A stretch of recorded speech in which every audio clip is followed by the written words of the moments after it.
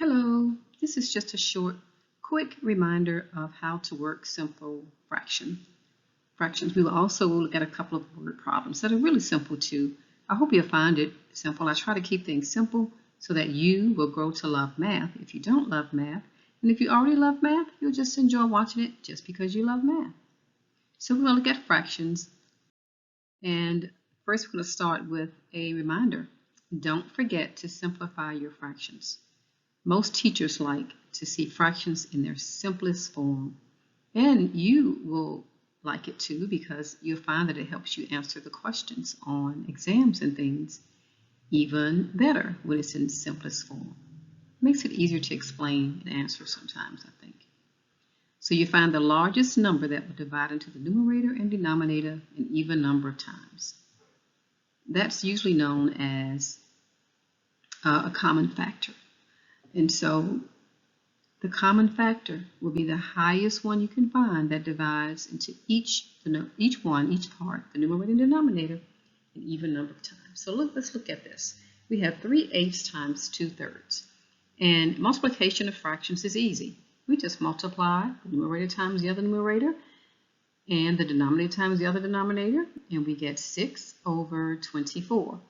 Well, I need to simplify it. So I start looking at numbers and say, well, I know they're both divisible by 1, but that's not all that I can do because I see they both end in an even number. The 6 and 4 are even numbers. So let's see if they're both divisible by 2. And sure enough, they are both divisible by 2. And then I say, well, let's go a step further so I can find the largest number possible that I can divide into these numbers. Are they both divisible by 3? Yep, they are both divisible by 3. Well, let's try 4. Are they both divisible by 4? No, they're not. Are they both divisible by 5? No. But in looking at the 6 in the numerator, I want to see if maybe the denominator is also divisible by 6 because I know 6 can be divided by 6, right? And so 6, sure enough, can be divided into both. And so when I divide the 6 by 6 and the 24 by 6, I get 1/4. So that's the answer in its simplest form.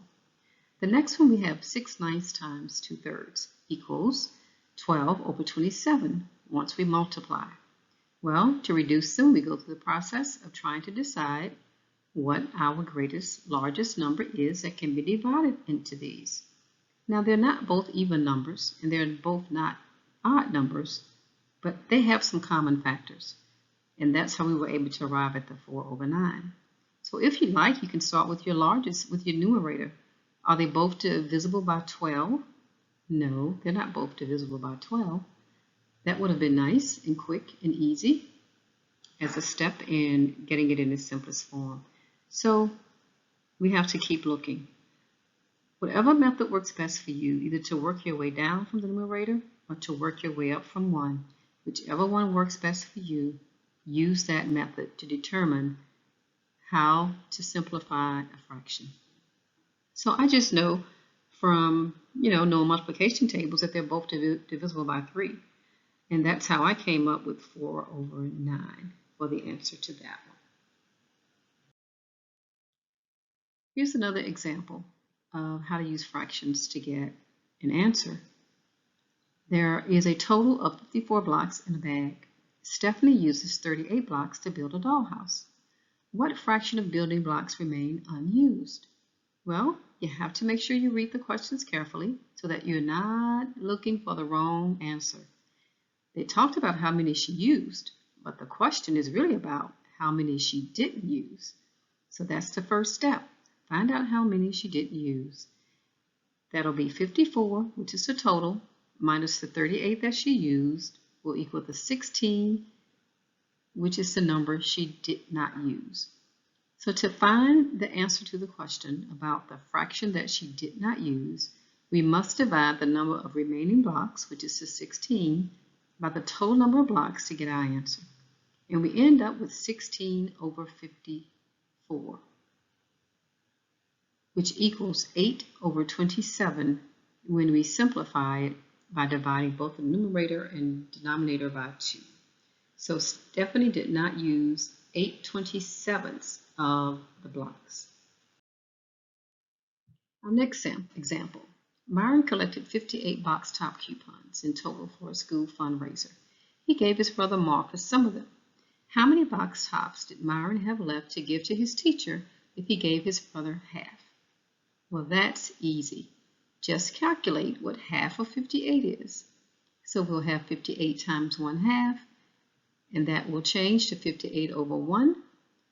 Because of our implied denominator for a whole number, we multiply that out, we get 58 over 2, which equals 29 over 1 when we simplify it, and that gives us the whole number of 29. So Myron had 29 box top coupons left, which means that his brother also had 29 because he gave his brother half.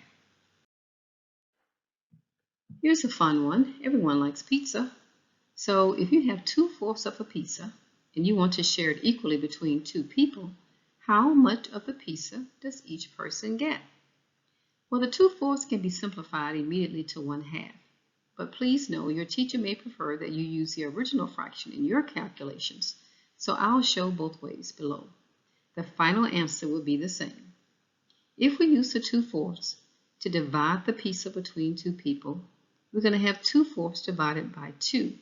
And we're going to use the keep, change, flip method, and we will get 2/4 times 1 over 2 equals 2 over 8, which simplifies to 1/4. If we use the simplified 1/2 number, we have 1/2 divided by 2. We still use the keep, change, flip method, and we'll get 1/2 times 1/2, which equals 1/4. So each person will get 1/4 of the pizza. It's like getting half of a half, right? That's 1/4. Here's an example I found on the internet I thought I would show you. The serving size for the granola that Ted likes to eat for breakfast is 3/4 cup. How many servings are there in a box that holds 13 cups? Well, if you ever read the labels on the food that you buy, your mom and dad buys, it will always tell you the number of servings in that particular container. And it will also tell you the serving size. So it's almost like they're asking us, we don't know how many servings there are in this granola. We know the serving size is 3/4, but how many people can we serve if we have 13 cups? Well, it's just like the pizza. You're dividing up what you have by 3/4. The pizza, we were dividing what we have by 2 people. So 13 divided by 3/4 becomes 13 times 4 over 3. We multiply it out and we get 52 over 3, which equals 17 1/3. So there are 17 3/4 cup servings, and we will have a 1/3 cup of granola left over. So when I talk about the keep, change, flip method, remember that a whole number has the value of 1 for its denominator. When you flip it, its numerator becomes 1. Or when you just change it into a fraction, the denominator becomes 1. Okay? So 4/5 divided by 10 equals what? Well, we have 4/5 divided by 10 over 1 because the denominator is understood to be 1. And then that gives us 4/5 times 1/10 after we keep the first part, which is 4/5, change the division to multiplication, which is our multiplication sign, and then flip the 10 over 1 to get 1 over 10. And that, when we multiply, it gives us 4 over 50.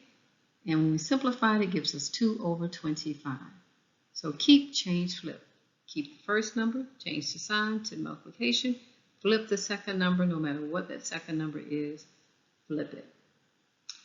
12/8 divided by 3. Well, again, the denominator, is understood to be 1 for our whole number 3. And we have 12/8 divided by 3 over 1. Multiply that out after we flip it, and we get 12 over 24.